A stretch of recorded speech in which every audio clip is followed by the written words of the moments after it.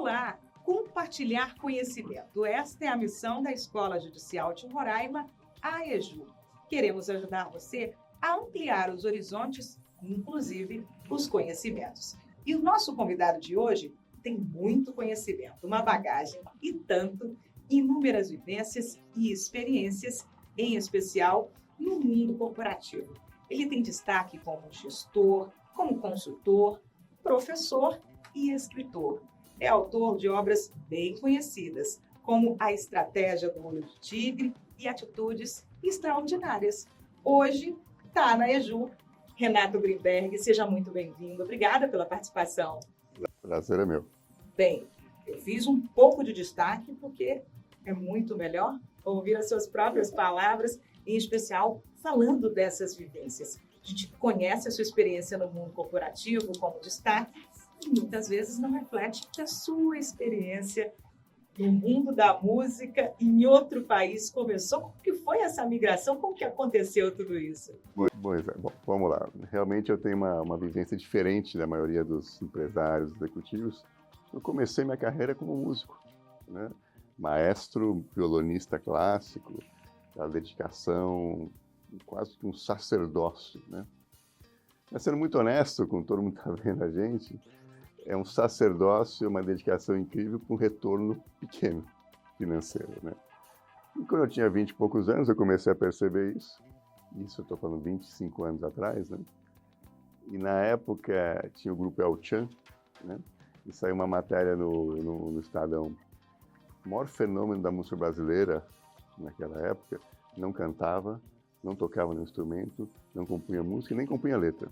Era a Carla Perez do El Chan. Com aquilo em mente, eu falei, puxa vida, não dá para concorrer. Com a Carla Perez é outra coisa. E aí eu fui fazer uma mudança de carreira, que me levou aos Estados Unidos, aí fui estudar negócios, fiz um MBA nos Estados Unidos. Tive a sorte de entrar em grandes empresas, como a Sony Pictures, a Warner Brothers. E aí toda aquela dedicação que eu tinha para a música, eu trouxe para o mundo corporativo. Me tornei um executivo mais alto, gerenciei bilhões de dólares nos Estados Unidos. Voltei para o Brasil como presidente de empresas. E aí comecei a escrever um livro contando dessa minha mudança de carreira, que é a Estratégia do Olho de Tigre, que remete um pouco ao rock balboa do Olho de Tigre. Eu me sentia caído ali, de repente eu levantava, né? E aí eu coloquei um pouco do que eu fiz para fazer essa mudança de carreira, com certo sucesso, e de maneira mais metodológica no livro. Para minha grande surpresa, o livro explodiu, né? Na época eu fui em Jô Soares, Ana Maria Braga, Rony Von, Faustão, e hoje já está mais a 20ª edição do livro. E com isso eu comecei a lançar outros livros, virei palestrante, consultor, e hoje eu estou aqui justamente por causa dessa experiência. Essas vivências. E a gente fala, a estratégia do olho de tigre, você já deu o exemplo de onde surgiu. E tem muitos princípios que esse livro fala, claro. Quem está nos acompanhando ainda não leu o livro, leia o livro. Mas o que a gente pode destacar? Porque são alguns pontos, do pouco que eu conheço, que eu não tive a oportunidade de ler a obra completa, tem alguns pontos essenciais. Claro. Então, algumas coisas que eu acho que conectou com as pessoas, eu falo no livro algumas coisas que são fundamentos, mas eu trago algumas ferramentas, né? Então, é a questão da pessoa se autoconhecer, mas no sentido de entender quais são as fortalezas, fraquezas que eu tenho.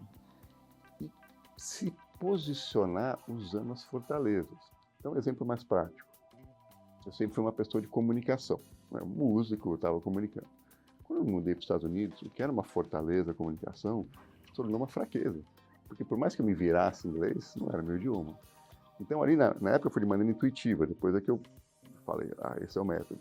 Eu usei outra fortaleza que eu tinha, que era a habilidade de liderar. Então, a habilidade de liderar continuou sendo uma fortaleza. E lá nos Estados Unidos foi importante. Se eu tivesse usado a comunicação, eu ia perder. Então, um dos princípios do Olho de Tigre é você entender suas fortalezas e fraquezas para tornar irrelevante as fraquezas e maximizar as fortalezas. Então, autoconhecimento é fundamental. Esse é um dos pontos. E eu vejo que a comunicação tem o seu grande valor também, se autoconhecendo a comunicação, além de outros pontos também. Exato. A gente fez um workshop aqui, né, falando sobre isso. A comunicação, ela vai te ajudar a se posicionar, né, porque ninguém sabe o que você é. tem que se posicionar. E o poder do posicionamento é muito importante. Então eu vou contar uma historinha para vocês que eu acho que é relevante sobre isso. Tinha um rei que todo dia tinha o mesmo sonho, que ele perdia todos os dentes, só sobrava um. Perdia todos os dentes, só sobrava um. Chamaram o oráculo do reino para interpretar o sonho. E o oráculo não pode mentir. Ele tem que colocar o que ele está ouvindo, né? O oráculo ouviu e falou assim: Vossa Alteza, lamento, mas seu sonho significa que todos os seus parentes vão morrer, somente Vossa Alteza vai sobreviver. O rei ficou indignado e mandou cortar a cabeça do oráculo. Chama outro oráculo. Veio outro oráculo. De novo, esse oráculo não pode mentir. Mas esse segundo oráculo tinha noção de posicionamento, de comunicação. O oráculo ouviu a história, ouviu atentamente, quando acabou falou: que maravilha de sonho! Quisera eu ter um sonho como esse. Seu sonho é muito claro. Significa que viverás mais do que todos os seus parentes. Bem o peso desse homem ouro. Era a mesma informação, só que a comunicação, sendo feita de maneira diferente, mudou o destino. E é isso que é importante para a gente. Saber como se posicionar, como se comunicar, você se torna um vencedor ou nem tanto. Essa é uma das características que eu trago no Olho de Tigre. Falando de alta performance, quando a gente olha o mundo corporativo, a gente sabe da grande competitividade. E hoje, nesse mundo, nós falamos tanto de valores também. A gente precisa pontuar para você ser assertivo, competitivo. Como que você pode se posicionar? Precisa sair desse aspecto ético? É possível? Como é possível? Com certeza é possível. Você pode ser eficiente, você pode ser, vamos dizer assim, assertivo, mas você não pode esquecer que você está lidando com pessoas. E até o que funcionava, eu cheguei a ser presidente de empresa muito cedo, talvez na minha época ainda mais assertivo, mais duro, já não funciona mais. Hoje a inteligência emocional, um líder que não tem inteligência emocional, não tem espaço. E esse líder pode fazer as pessoas crescerem e se tornarem muito mais do que elas são, se souber mexer com os gatilhos corretos. Ou fazer o contrário, você pega pessoas boas, que essa pessoa não tem habilidade com o líder, e abaixa elas. Então, para todo mundo que está ouvindo a gente, o líder mais efetivo é aquele que entende as pessoas, tem empatia e consegue adaptar a sua liderança para cada indivíduo. E são as habilidades dos líderes de destaque profissionais do futuro. Exatamente. Então a gente ficou um pouquinho clichê, mas a inteligência emocional. A inteligência racional vai te levar até um certo nível. A inteligência emocional, que é essa habilidade de trabalhar com pessoas, é que vai te levar para outro nível. Bem, e a gente está falando sobre alta performance, sobre o mundo corporativo, agora falando no serviço público. Como é que nós levamos essas características tão importantes, que estão fora do serviço público? É possível adaptar? Com certeza. Eu acho que vocês são um exemplo claro disso. Acho que vocês estão de parabéns aqui. E eu acho que o grande segredo é enxergar as pessoas como clientes. Ou seja, para quem que você está fazendo o serviço? Se você enxergar que você tem clientes, você tende a melhorar, você tende a entender o que é necessário fazer e você se torna mais eficiente. Quando você fala, não tenho clientes, aí você tem aquele estereótipo do serviço menos eficiente, mais antigo. Eu acho que vocês têm muito essa noção aqui do cliente, de pensar o que eu estou fazendo para melhorar a experiência do meu cliente, que é o contribuinte. E aí você tem chance de ter muito mais alta performance. Muitas vezes no serviço público há aquela cultura ou um pouco de desânimo. Isso também é um ambiente que contamina, é importante o profissional ele se situar de que isso nada é positivo. Claro, você tem que fazer as coisas com orgulho, não importa o que você faz. Tem uma história também muito emblemática. Os americanos foram numa fábrica da Toyota nos anos 70, nos anos 60, 70, e a fábrica estava fechada e tinha um senhor varrendo a fábrica. Ele falou, puxa, o que o senhor está fazendo depois do horário do expediente aqui? Qualquer pessoa falaria, não, eu estou varrendo aqui. Sabe o que ele falou? Eu estou construindo carros. E estava certo. E se a fábrica não estivesse limpa, não dá para fazer o carro, a tinta não vai ser funcionar, a pessoa que vai trabalhar não vai ter o ambiente normal. Então, é pensar o que eu estou fazendo, não importa se é um trabalho mais simples ou mais complexo. Você está contribuindo para o todo. Se você pensar dessa maneira que nem esse senhor que estava limpando a fábrica, aí você tem sucesso sempre. E muito se fala hoje de inovação, criatividade. O segredo está em coisas mais simples. O profissional precisa fazer essa reflexão, mas é duro também um pouco esse autoconhecimento.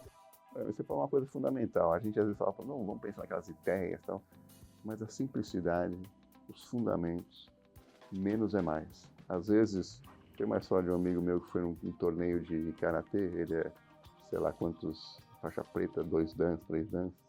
E nesse torneio tem uma hora que os mestres, que super experientes, se afastaram para ir treinarem sozinhos. E ele acompanhou eles, né? Eu quero ver que esses caras sabem, estavam levitando, né, tal. E nada, eles faziam os movimentos mais simples, mais básicos, para manter a humildade, que você não pode perder a conexão com os fundamentos. Acho que isso para todos nós é importante. Você fazer as coisas da maneira mais simples, mais básica, mas bem feita. Não é porque você sabe aquilo ou que você já passou, que vai fazer bem feito. Falando do livro Atitudes Extraordinárias, nesse a mensagem sai um pouco da estratégia do olho de tigre e já entra um pouquinho mais em outro ponto. Sim, esse eu falo mais na inovação e principalmente depois da pandemia, né? Eu brinco muito com os paradoxos, paradigmas, né?